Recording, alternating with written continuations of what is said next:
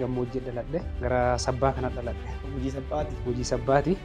Mee sabbaan diinagdee isii maal fakkaata? Sabbaan daldala qabdu, albuuda qabdi, horii qabdi. Wanni isiin dhabdeettu hin jirtu.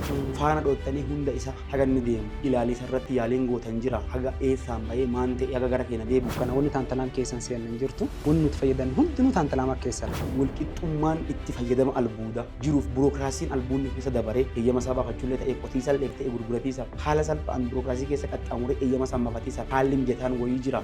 Namni ganda bulchu warra aanaa jiru sodaata. Ka aanaa ka godina dhumnaani girrisii sodaata.